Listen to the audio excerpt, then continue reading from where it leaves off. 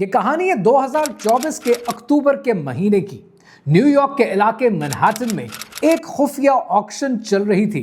اس auction کو organise کیا ساؤتھبیز rear books نے، اور اس آکشن میں آئے ہوئے 12 بڈرز کو یہ بتایا گیا کہ اب جو کتاب آپ کے سامنے پیش کی جا رہی ہے، اسے چھونا تو دور کی بات، اسے دیکھنے کی بھی اجازت نہیں ہے۔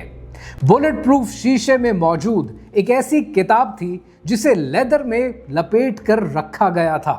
اس کتاب کے بارے میں اس کتاب کا نام تک بڈرز کو بتایا نہیں گیا تھا، اور صرف اتنا اشارہ دیا گیا تھا کہ یہ ایک انونیمس مینیوسکرپٹ ہے جو لیٹن لینگویج میں ہے، اس کا تعلق اسپین سے ہے اور یہ سن 1256 سے ہے۔ ہال میں موجود 12 بڈرز میں کچھ رشین اولیگارکس کے ریپرزینٹیٹیو تھے، کچھ سلیکون ویلی کے اوکلٹسٹ کے ریپرزینٹیٹیوز تھے، اور کچھ سعودی عرب کے بلینئرز ہوڈی میں بیٹھے ہال میں شامل تھے۔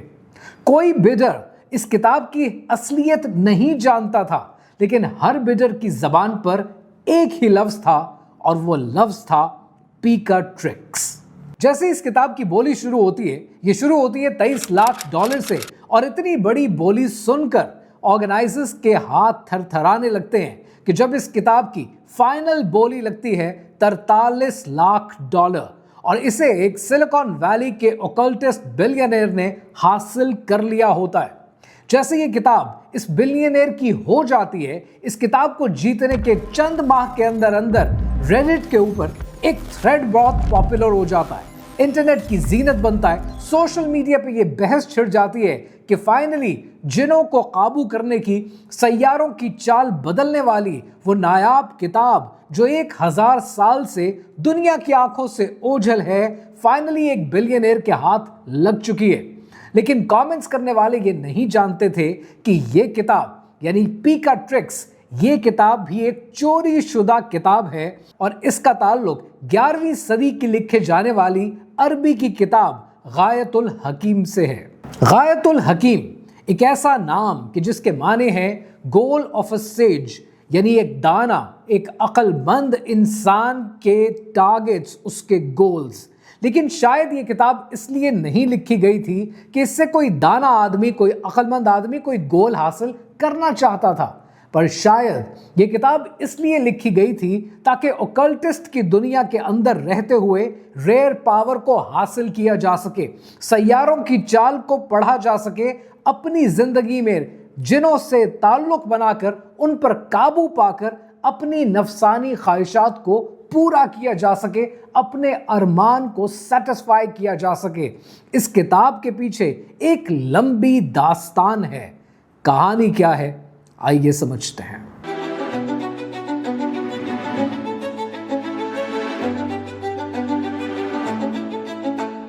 یہ کہانی شروع ہوتی ہے سن 920 کی امیہ خلافت میں، جب قرطبہ علم کا گہوارہ ہوا کرتا تھا۔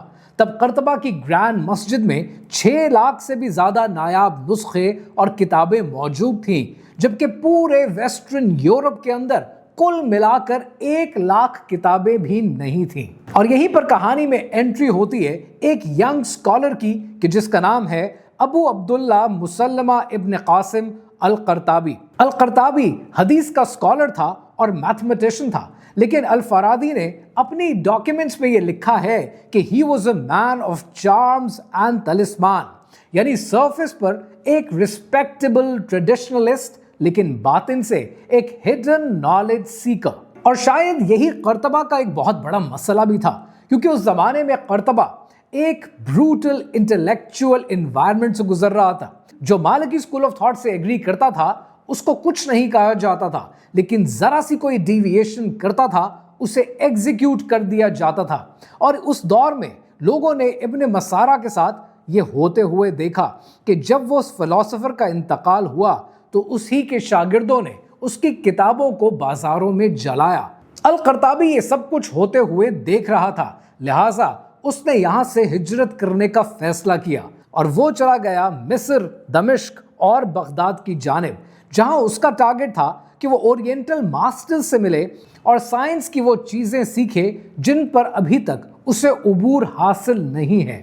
وہ نیچرل میجک سیکھنا چاہتا تھا، اور اس کے لیے اس نے دور کا سفر کرنا پسند کیا۔ یہاں اس کی ملاقات اخوان الصفا سے ہوئی، یعنی بریتھن آف پیورٹی۔ یہ ایک ایسی سیکرٹ سوسائٹی تھی کہ جن کا کام نیو پلیٹونزم، ہیرمیٹک فلسفی اور اسلامک کاسمولوجی کو ملا کر پڑھنا تھا، جس کے نتیجے میں انہوں نے وہ رسائل پڑھے کہ جو 12 ایپیسوڈز پر مشتمل تھے، جس میں میتھمیٹکس اور میوزک، ایسٹرالوجی ود میجک اور روح کی پرواز، اور اس کے علاوہ علم الحروف شامل تھے۔ القرطابی نے بغداد میں بہت وقت گزارا، اور اس وقت کے دوران القرطابی نے Greek Hermetica, Sabian star worship rituals, 3rd century alchemist, celestial influences اور الکندی کو بہت سٹڈی کیا، اور سٹڈی کرنے کے بعد سن 954 میں اپنی پہلی کتاب رتبۃ الحکیم لانچ کر دی۔ اس کتاب کے منظر عام پر آنے کے چند سالوں کے بعد سن 959 میں القرطابی کی دوسری کتاب یعنی غایۃ الحکیم بھی منظر عام پر آ گئی۔ القرطابی نے اپنے مینuscript میں لکھا ہے کہ I have completed this book in 348 ہجری after finishing رتبہ in 343 ہجری، یعنی 5 سال کے اندر القرطابی کی دوسری کتاب بھی منظر عام پر آ گئی۔ لیکن القرطابی کی اگر پہلی کتاب کو دیکھیں، رتبۃ الحکیم کو، تو آپ حیران ہو جاتے ہیں کہ اس کتاب کا سبجیکٹ فرق ہے۔ اس کتاب کا سبجیکٹ الکمی ہے، کیسے میٹر سے، کیسے کیمیا سے سونا بنایا جاتا ہے۔ لیکن جو دوسری کتاب ہے جس کا نام غایۃ الحکیم ہے، جس سے پیکا ٹرکس بنتی ہے، اس کتاب کا سبجیکٹ ٹوٹلی ڈیفرنٹ ہے، اور اس کتاب کا سبجیکٹ ہے ایسٹرل میجک۔ القرطابی نے لکھا ہے کہ اس نے 224 اکلٹ کتابوں سے ڈائریکشن حاصل کی، ان کو سورس کیا، اور پھر غایۃ الحکیم مکمل کی، جو 400 صفحوں کی کتاب ہے۔ لیکن اس کتاب میں آپ کو پڑھنے کو ملتا کیا ہے؟ اس کتاب میں آپ کو ملتا ہے سیاروں اور ستاروں کی طاقت، طلسم بنانا، جنوں کو بلانا، ہڈیوں، خون اور حیض سے جادو کرنا۔ القرطابی کا انتقال سن 964 میں ہوا، لیکن یہ کتاب اس کے بعد سے اب تک انونیمس ہے، کسی رائٹر کا نام اس پر شامل نہیں ہے، فار اے سمپل ریزن کہ اس دور میں ایگزیکیوشن سے گردن اڑ جانے کا خوف رہا کرتا تھا۔ لیکن اب سوال یہ ہے کہ غایۃ الحکیم میں ایسا بھی کیا لکھا ہے کہ آج بھی دنیا اسے پڑھنے سے ڈرتی ہے؟ غایۃ الحکیم 4 کتابوں پر مشتمل ہے، اور ہر کتاب پہلی کتاب سے زیادہ خطرناک ہے۔ پہلی کتاب فلسفی کے بارے میں، اور یہ کتاب کہتی ہے کہ پلانٹس ایزیلی گورن کرتے ہیں وہ تمام موومنٹس جو زمین پر ہوتی ہیں۔ یہ کتاب کہتی ہے کہ سیٹرن کا استعمال ایگریکلچر اور موت کے لیے کیا جاتا ہے، جوپیٹر کا استعمال دولت اکٹھی کرنے کے لیے، اتھارٹی بنانے کے لیے، انصاف کے لیے کیا جاتا ہے، مارس کا استعمال جنگوں کے لیے، ظلم کے لیے، دہشت پھیلانے کے لیے کیا جاتا ہے، سورج کا استعمال طاقت کے لیے، لیڈرشپ کے لیے اور ہیل ہو جانے کے لیے کیا جاتا ہے، وینس کا استعمال محبت کے لیے، خوبصورتی کے لیے اور اپنی طرف لگاؤ کے لیے کیا جاتا ہے، اور مرکری کا استعمال انٹلیکٹ بڑھانے کے لیے، کاروبار بڑھانے کے لیے اور کمیونیکیشن بہتر بنانے کے لیے کیا جاتا ہے، جبکہ چاند کا استعمال ٹریول کرنے کے لیے، خوابوں کو جاننے کے لیے اور ایموشنز کو سمجھنے کے لیے کیا جاتا ہے۔ القرطابی کا ماننا یہ تھا کہ ہر پلانٹ اپنی ریز کو ایمٹ کرتا ہے، یہ ریز زمین پر آتی ہیں اور سب لونری ورلڈ پر اثر انداز ہوتی ہیں۔ اگر ان پر قابو پایا جائے تو اپنی زندگی میں ہونے والے ہر واقعے کو قابو کیا جا سکتا ہے۔ اب اس بات کو بہت سے آرتھوڈاکس شیکی مانتے ہیں، لیکن یہ علم النجوم کے اندر آتی ہے۔ پھر بات کرتے ہیں القرطابی کی دوسری کتاب کے بارے میں، اور یہ دوسری کتاب ڈائریکٹلی شرک کی طرف لے جاتی ہے۔ القرطابی کی دوسری کتاب طلسمان کے بارے میں ہے، طلسموں کے بارے میں ہے، جادو بنانے کے بارے میں، اور اس میں طرح طرح کے ٹوٹکے، طرح طرح کے نسخے ملتے ہیں۔ اس میں ایک ٹوٹکا کچھ اس قسم کا ہے کہ اگر دولت اکٹھی کرنی ہو تو جوپیٹر جب سیجیٹیریس اور پائسس کے بیچ میں آتا ہے، تب وینس کے سکوئر پہ 7x7 کا ایک ایسا گریڈ بنایا جائے جسے گرین سلک کے کپڑے پر بنایا جائے، اور 70 بار ایک لفظ پکارا جائے۔ یہ ایک ایسا لفظ ہے جو یہاں میں آپ کو بتانا نہیں چاہتا، کیونکہ میں نہیں چاہتا کہ آپ میں سے کوئی اس پریکٹس کو کرے۔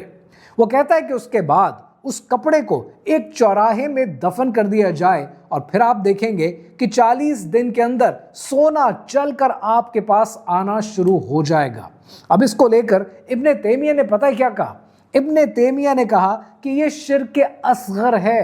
جب ہم خدا سے، رب تعالیٰ سے، اللہ سبحانہ و تعالیٰ سے مانگنے کی بجائے، کریٹر سے مانگنے کی بجائے کریٹڈ آئٹم سے مانگنے کی کوشش کرتے ہیں، ہم اس جادو کے ذریعے شرک اصغر میں چلے جاتے ہیں۔ غایۃ الحکیم کی دوسری کتاب میں اسی قسم کا ایک اور نسخہ جو آپ کو پڑھنے کو ملتا ہے، کتنا عجیب و غریب ہے کہ جس میں القرطابی نے لکھا ہے کہ جب مارس اسکارپیو کی 3rd ڈگری میں آ جائے تو ایک پینٹاگرام بناؤ، لیکن یہ پینٹاگرام بھیڑ کے خون سے بنانی ہے، اور یہ بھیڑ کے خون سے بنانے کے بعد پکارو کہ اے میمون، مشرقی جنوں کے بادشاہ، تمہیں 72 ناموں کی طاقت کا واسطہ، حضرت سلیمان علیہ السلام کی انگوٹھی کا واسطہ، یا تو سامنے آؤ یا پھر سیاروں کی آگ میں جلتے رہو۔ اب اس قسم کے جادو کرنے سے، طلسم کرنے سے کس طاقت کو بلایا جا رہا ہے؟ یہاں پر ایک بات سمجھنی بہت ضروری ہے کہ جب کوئی انسان جنوں کو قابو کرنا چاہتا ہے تو اس کے زندگی میں صرف 4 مقاصد ہوتے ہیں۔ یا تو وہ کوئی خزانہ حاصل کرنا چاہتا ہے، اپنا پیسہ بڑھانا چاہتا ہے، یا پھر وہ کچھ راز ہیں جو وہ جاننے کی کوشش کرتا ہے، یا پھر وہ اپنے دشمنوں کو نقصان پہنچانا چاہتا ہے، یا کسی محبت کو حاصل کرنا چاہتا ہے۔ انسان کی زندگی میں جو کچھ بھی چاہیے اسے ہو، کتنا آسان ہے کہ وہ اللہ سبحانہ و تعالیٰ سے مانگے، اور اللہ سبحانہ و تعالیٰ جب بہتر سمجھیں گے عطا کر دیں گے۔ رسول اللہ صلی اللہ علیہ وآلہ وسلم کی حدیث مبارک ہے جس کا مفہوم ہے کہ جس کسی نے جادو کیا، طلسم کیا، اس نے شرک کیا۔ غایۃ الحکیم کی تیسری کتاب بھی اسی غلاظت پر مبنی ہے، اور پھر باری آتی ہے چوتھی کتاب کی۔ یہ چوتھی کتاب ایک نجس کتاب ہے، ناپاکی سے بھرپور ہے۔ اس میں جو ٹوٹکے ہیں اس میں آپ کو جگہ جگہ پر غلاظت کے سوا کچھ نہیں ملتا، اور ورسٹ یہ ہے کہ یہ غلاظت سٹیپ بائی سٹیپ دکھائی گئی ہے۔ اسی کتاب سے ایک نسخہ آپ کے لیے پڑھ رہا ہوں جس کو سن کر آپ کو گھن آنے لگے گی۔ یہ نسخہ یہ کہتا ہے کہ اگر کسی انسان نے طاقت حاصل کرنی ہو، اپنے ہاتھ میں دنیا کا کنٹرول کرنا ہو، تو اسے یہ چاہیے کہ وہ مینڈک کی خشک کھال لے، حیض کا خون لے، انسان کے بال لے، انہیں سلفر کے ساتھ مکس کرے، انہیں جلائے۔ اس وقت سیٹرن مڈ نائٹ سیٹرڈے پہ ہو، اور اس وقت جو دھواں نکلے گا، اس دھوئیں کے ذریعے آپ سیٹرن کے اس جن زازیل کو بلانے کی کوشش کریں گے، اور وہ جن جب آئے گا تب جو دھواں آپ کے سامنے جل رہا ہوگا، اس دھوئیں میں آپ نے اپنی خواہش کا اظہار کرنا ہے۔ امام غزالی نے احیاء علوم الدین میں کہا تھا کہ قرآنک پروٹیکشن کے بغیر جنوں کے ساتھ کوئی انسان بھی کمیونیکیٹ کرنے کی اگر کوشش کرتا ہے تو وہ حرام کام کر رہا ہے۔ اسی کتاب سے میں ایک اور نسخہ پڑھ رہا تھا، اور پڑھ کر شرمندگی، حیرانگی اور گھن آ رہی تھی کہ لوگ کیا کیا پڑھتے ہیں۔ اس میں لکھا ہے کہ اگر زندگی میں کچھ بڑا حاصل کرنا ہے تو ایک ایسا مرغہ لو جسے سیٹرن کے نام پر قربانی دو۔ یعنی کس کے نام پر قربانی دے رہے ہیں؟ ایک ایسے سیلیسٹیل پلانٹ کی کہ جس کا زندہ ہونا مردہ ہونا کوئی بڑے معنی نہیں رکھتا ہے، اس کے لیے قربانی دو، اور قربانی دیتے ہوئے یہ خیال رہے کہ اس کے ایک ایک اعضاء کو کاٹ کاٹ کر الگ کرو، اور اس کا جو لیور ہے جب گرم ہو تب یہ دعا کرو، اور تب کرو کہ وہ لیور گرم تو ہو لیکن اس سے خون بہ رہا ہو۔ What are we trying to achieve with a book like this? Now this is no more a philosophy book, this is a grimoire، اور یہ سٹیپ بائی سٹیپ آپ کو صرف اندھیرے میں اور صرف غلاظت میں لے جاتی ہے۔ جب یہ کتاب چھپ چکی، دنیا کے سامنے آ چکی، تو سن 1200 میں کچھ اس کتاب کو جلایا کرتے تھے، کچھ اس کتاب کو چھپایا کرتے تھے، اور کچھ اس کتاب کو چھپ چھپ کر پڑھا کرتے تھے۔ اور پھر اسپین میں وہ دور آیا کہ جس کو آج آپ ری کانکویسٹا کے نام سے جانتے ہیں، جہاں پر مسلمانوں کی ہار ہوئی اور گورے کی جیت۔ اس دور میں اسپین میں مسلمانوں کی حکومت ہوا کرتی تھی، لیکن پورا علاقہ چھوٹی چھوٹی ریاستوں پر مشتمل تھا، اور بہت سی ریاستیں مل کر एक मेजॉरिटी बनाया करती थी। जहां मुसलमान मेजॉरिटी में थे, वहीं कुछ रियासतें ऐसी भी थीं जहां पर क्रिश्चियंस का होल्ड था, और वहीं पर कैस्टेल का इलाका भी शामिल था कि जहां पर क्रिश्चियंस का होल्ड था और अल्फोंसो X की हुकूमत थी। अल्फोंसो X ने टोलेडो का इलाका फतह कर लिया और उसका जगह जगह पर नाम मशहूर होने लगा। अल्फोंसो मशहूर इस बात पर था कि वो ऑकल्ट पावर का दीवाना है। उसका यह मानना था कि आज मुसलमान दुनिया पर छाए हुए हैं। आज मुसलमान इतनी ताकत में हैं कि जिस जंग में हाथ डालते हैं उस जंग को जीत लेते हैं। उसका यह मानना था कि सन 1187 में यरूशलेम हमने ऑलरेडी खो दिया है और मुसलमानों से हम सबड्यू होकर रहते भी हैं। और अगर मुसलमानों की इल्मी फतूहात को देखें तो जगह जगह पर अल-ख्वारिज़मी का नाम, इब्न अल-हैशम का नाम, इब्न सीना का नाम, हर जगह ये नाम चला करते थे। और बगदाद का, सिर्फ बगदाद का जीडीपी पूरे यूरोप के जीडीपी से ज्यादा हुआ करता था। उसका यह मानना था कि आज मुसलमान ताकत में इसलिए हैं कि इनके पास एक हिडन कॉस्मिक नॉलेज है, एक सीक्रेट मौजूद है, और ये सीक्रेट ऑकल्ट बुक्स में मौजूद है। लिहाजा उसने ये फैसला किया कि मैं दुनिया जहान से ट्रांसलेटर्स को इकट्ठा करूंगा, लेकिन तमाम वो किताबें जो ग्रिमवायर हैं, जादू पर मबनी हैं, उनकी ट्रांसलेशन करूंगा लैटिन में, ताकि ये ताकत मेरे हाथ में आ सके। और उसके लिए उसने उनसे राब्ता किया जिनको आप बड़े अच्छे से जानते हैं, कबाला के नाम से। उसने ज्यूज से राब्ता किया और ज्यूज ट्रांसलेटर्स को, यहूदियों को लाकर आबाद किया और ऐसे ट्रांसलेटर्स इकट्ठे किए जिन्हें लैटिन, हिब्रू और अरबी इकट्ठी आती हो। और उन्होंने न सिर्फ गायतुल हकीम की ट्रांसलेशन की, बल्कि ज्यूइश कबाला से बहुत सी चीजें इस ग्रिमवायर में ऐड की। तब जाकर ये ग्रिमवायर गायतुल हकीम से बदलकर पिकाट्रिक्स में कन्वर्ट हुई। पिकाट्रिक्स की कहानी यहीं पर खत्म नहीं हुई, ये वक्त के साथ साथ इवॉल्व होती रही। वेटिकन के सीक्रेट वेपन बनी, जिसे पब्लिकली तो बैन किया जाता था, लेकिन प्राइवेटली इसे पढ़ा जाता था। मेडिसी फैमिली की गाइड बनी सन 1460 में, और जॉन डी की प्लेबुक बनी। वो जॉन डी जो क्वीन एलिजाबेथ फर्स्ट का एस्ट्रोलॉजर हुआ करता था सन 1580 में। इसके अलावा इस किताब को पढ़ने वालों में बड़े बड़े नाम शामिल हैं। इसमें शामिल है जियोर्डानो ब्रूनो, जिसे सन 1600 में एग्जीक्यूट कर दिया गया, मार दिया गया। इसमें शामिल हैं मार्सिलियो फिसिनो कि जिसने मेडिसी कोर्ट में काम किया, और शामिल है हेनरिक एग्रिप्पा कि जिसने बाद में 3 बुक्स ऑफ अकल्ट फिलॉसफी बनाई। वक्त के साथ साथ पिकाट्रिक्स इवॉल्व होती चली गई और ये आज भी इवॉल्व हो रही है, और आपकी स्टॉक मार्केट में, आपके डेरिवेटिव्स की मार्केट में, आपके फाइनेंशियल सिस्टम में आज भी अपना रोल प्ले कर रही है। अगर मैं पिकाट्रिक्स की कहानी को समराइज करने की कोशिश करूं तो इसमें बेसिकली आपको 3 चीजें मिलती हैं। पहली चीज आपको ये मिलती है कि एक फॉर्मूला देती है। ये फॉर्मूला ये देती है कि राइट सेलेस्टियल मोमेंट होना चाहिए। अगर आपने अपने बचपन में कभी टॉम रेडर मूवी देखी हो तो आपको वो सीन याद होगा जहां सितारों की अलाइनमेंट को नोट किया जाता था कि जो करना है, ये सितारों की अलाइनमेंट बैठेगी तो ये काम होगा। तो सेलेस्टियल मोमेंट की ये बात करता है। दूसरा, ये राइटर बात करता है कि एक मटेरियल टेलिस्म होना चाहिए, यानी जादू, मटेरियलिस्टिक जादू हो। और तीसरा, प्लैनेटरी फोर्स मिलेगी, रेज मिलेंगी तो बूम, जादू अपना असर दिखाएगा।